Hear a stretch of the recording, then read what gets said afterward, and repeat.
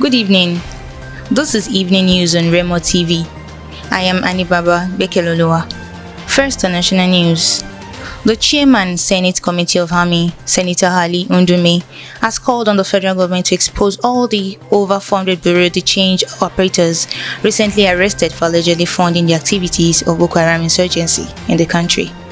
Ndume, who is representing Borno South Senatorial District in the National Assembly, made the call in an interview with journalists in Abuja on Sunday.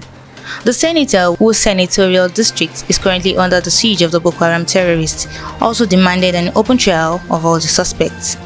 The senior special assistant to the president on media and publicity, Garba Shehu, had last month said the Nigerian government had arrested some bureau de change operators who were facilitating the transfer of money to Boko Haram terrorists.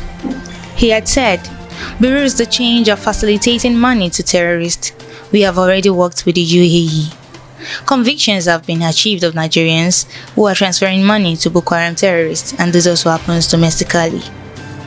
Still on national news, a former Minister of Education, Obi Ezekwesili, says she determined since 2007 that she would never accept ministerial appointment again. Ezekwesili said this in a series of tweets on Monday, adding that she had rejected past ministerial appointments. The former minister's tweet comes barely 2 weeks after her former protege, Jafet Omojoa, said in an open letter that Ezekwesili was expected to be appointed a minister by the new regime of the president, Major General Muhammadu Buhari, in 2015. Many Buhari supporters seized the opportunity to lambast Ezekwesili, accusing her of being a Buhari critic because the president failed to appoint her as a minister. On local news, the sudden increase in the price of sachet and table water in the community is so alarming that people find it difficult to purchase. In respect to this, our reporters ventured into the streets to get information from consumers, retailers, even those who produce sachet water and table water weren't left behind in order to fathom the reasons behind the hike. Let's hear more from our reporter.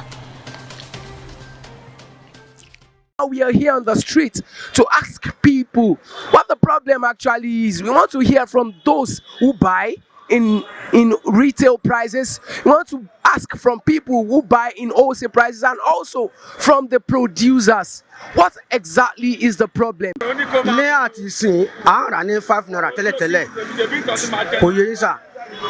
20 naira. I want to buy for one. I want to stop it. I want to buy me 150 naira. I want to work the price. One tiny meter 50 naira. Instead, you can 10 naira. We be our low for us. You want to buy for one low for us. Tell anything. On top of 100 naira bag. Saba only 1,000. On ma ko 12 for wa tele. But anything 150 non ta fún wa. On den ko tori esi fún wa mo. Ko to ṣẹlẹ̀ nìyẹn.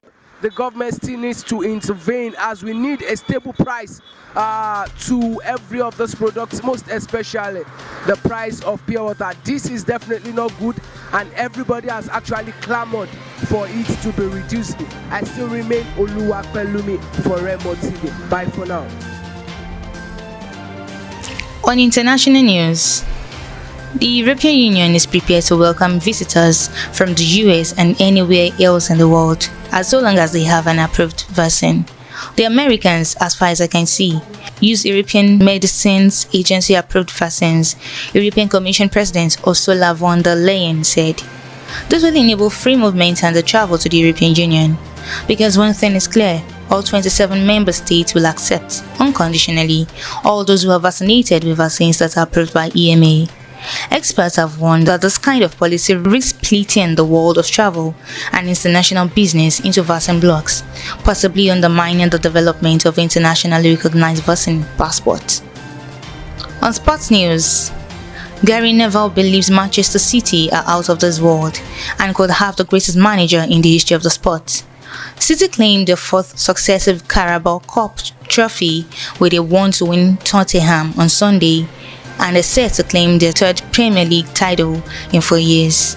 Guardiola's side could complete the treble after reaching the Champions League semi-finals and is set to face Paris Saint-Germain in the first leg at the Parc des Princes on Wednesday. You just have to recognize Man City's outstanding football. The outstanding achievement of winning this trophy 4 times on the bounce. Pep Guardiola has an outstanding record in cup competitions. It's 14 victories and 1 defeat in 15 finals. It's absolutely out of this world. The football they play is magnificent. It really is. Lastly, on entertainment news, BBNaija 2020 houseman V has dropped the hilarious comment to address reports that she and Nengi were physically assaulted by their colleague Ozo. As reported, it was rumored that Ozo assaulted Nengi and V, and fans took to Twitter to share their opinions on the matter.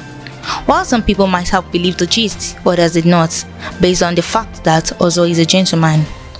So it's true, Ozo beat you and Nengi. We need to arrest Ozo.